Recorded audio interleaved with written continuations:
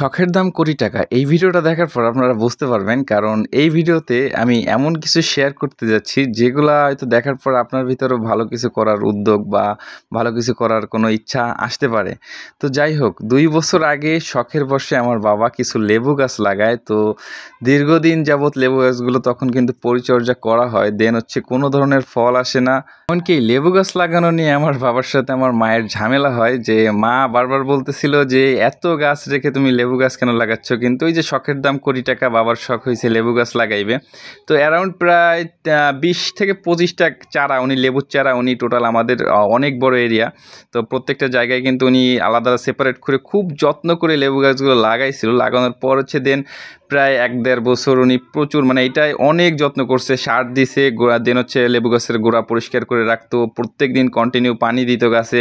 কিন্তু কখনো কিন্তু কোনো গাছে একটা গাছেও কিন্তু ফল আসে নাই। তো এক পর্যায়ে কি হয়, দীর্ঘদিন তো গাছের পরিচর্যা করার পর যখন ফল আসে না তখন কিন্তু আস্তে, আস্তে গাছের পরিচর্যা করা মানে পুরোপুরি বাদ দিয়ে দেয়। তো এইভাবে কিছুদিন রাখাই ছিল। মানে টোটালি এই গাছের কাছেই আসা হইতো না, পানি দেওয়া হইতো না, আগের মতো আর পরিষ্কার করা হইতো না। আপনারা অনেকে জানেন আমি দীর্ঘদিন ঢাকায় ছিলাম। তো ঢাকা থেকে যখন বাসায় আসি, বাসায় আসার পর আমি একটু ঘুরে ঘুরে দেখি, জাস্ট দেখার পর হঠাৎ করে দেখি লেবু গাছে প্রচুর পরিমাণে লেবু আসছে। তো আসলে আমি নিজেও অবাক, কারণ শখ করে কোনো জিনিস যখন আমি লাগাইছি, লাগানোর পর এটার পরিচর্যা করছি, কিন্তু তখন কিন্তু আমি ফল পাইনি। কিন্তু হঠাৎ করে অযত্নের মাঝে মানে শখ করে লাগাইছিলাম, এখন অযত্নে পড়ে যে গাছে এত পরিমাণ ফল আসছে, এটা আমি নিজে কখনো ভাবতে পারি নাই। মানে আমি পুরোই অবাক হয়ে গেছি। তবে একটা জিনিস আমি খুব ভালোভাবে বুঝতে পারছি যে শখ করে যদি কোনো কিছু করা হয় সেটার অবশ্যই ভালো কিছু আপনি কোনো একদিন না কোনো একদিন আপনি ভালো কিছু পাবেন। এইটা হচ্ছে মনে করেন আমার এই লেবু গাছ থেকেই আমি নিজে শিক্ষা পাইছি। বাবা ২ বছর আগে লেবু গাছ লাগাইছিল, যত্ন করছিল, তখন ফল আসেনি, কিন্তু হঠাৎ করে দেখি যে এখন পুরো গাছে ফলে ভরে গেছে।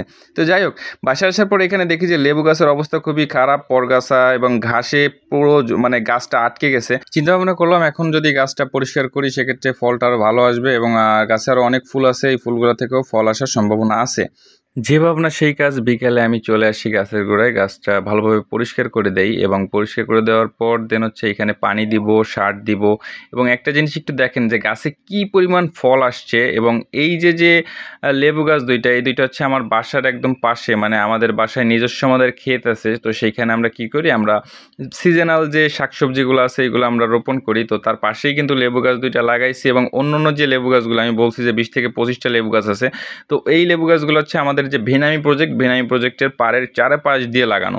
তো ওইখানে কিন্তু তেমন একটা লেবু আসেনি, কিন্তু বাসার এইখানে আপনার ৩-৪টার মতো গাছ আছে আমার বাসায়, অ্যারাউন্ড ৪টার মতো। ৪টা গাছে কিন্তু প্রচুর পরিমাণ লেবু হয়েছে। তার ভিতর হচ্ছে এই ২টা গাছে পরগাছা, মানে ২টা গাছে সবথেকে বেশি লেবু হয়েছে এবং এই ২টা গাছই কিন্তু সবথেকে বেশি অযত্নে ছিল। তো যাই হোক, একটা জিনিস এই ভিডিও থেকে শিক্ষা পাওয়া দরকার বা শিক্ষা পাওয়া যায়, সেটা হচ্ছে আপনি যদি মন দিয়ে কোনো কিছু করেন বা ভালো কোনো উদ্যোগ নেন, এটা 100% শিওর আপনি একদিন না একদিন ভালো কিছু পাবেন। তো ভালোবেসে কোনো কিছু করলে অবশ্যই তার ভালো একটা প্রতিদান পাবেন। তো যাই হোক, আমারও অনেক ইচ্ছা আছে, অনেক কিছু আছে, ভালোবাসা, ভালো লাগা সব কিছুই আছে। তো আমার শুধুমাত্র লেবু গাছ না, আমি কৃষিকাজে স্বাচ্ছন্দ্য বোধ করি এবং কৃষিকাজে ভালোবাসি। আমার মাছ, জাস্ট খামারের কাজ বা এই ধরনের কাজগুলো আমার খুবই ভালো লাগে। তো আমারও ইচ্ছা আছে আমিও একটা শখের খামার করব। আমি সবথেকে বেশি বর্তমানে ভিডিও দেখি হচ্ছে বিসমিল্লাহ এগ্রো, দোয়েল এগ্রো। আমার ফোনে শুধু এই ভিডিওগুলো আসে এবং তাদের ভিডিওগুলো দেখার পর মনের ভিতর কিউরিওসিটি বা ইন্সপিরেশনটা আরও বেশি আসে যে আমিও হয়তো যদি এমন উদ্যোক্তা হইতে পারতাম বা এমন কিছু করতে পারতাম। তো যাই হোক, তাদের ফলো করি, তাদের ইচ্ছায় বা তাদের ভিডিও দেখে অনেক কিছু শিখি, অনেক কিছু বুঝি, অজানা অনেক কিছু জানতে পারি। তো যাই হোক, তো তাদের ভিডিওগুলো দেখার পর তারা আমার বিসমিল্লাহ এগ্রো সাইফ ভাইয়া, আমি দেখছি যে তিনি ফার্মিংয়ের কাজ শুরু করছিলেন হচ্ছে ২০২২ সাল থেকে। তো ২০২৫ সালে এখন কিন্তু তিনি একজন টপ ফার্মার এবং একজন টপ কন্টেন্ট ক্রিয়েটার। তো তার ভিডিও দেখার পর দেন হচ্ছে আমার মনের ভিতর উদ্যোগটা আরও বেশি আসে যে আমিও যদি চেষ্টা করি তবে হয়তো বা আমিও এমন এক উদ্যোক্তা হতে পারি। তো যাই হোক, আপনাদের ভালোবাসা নিয়ে আমি দৃঢ় মনোবল নিয়ে কাজ করতেছি। আমার বিশ্বাস আমি একদিন সফল হইতে পারবো। তো দোয়া করবেন আমার জন্য সবাই।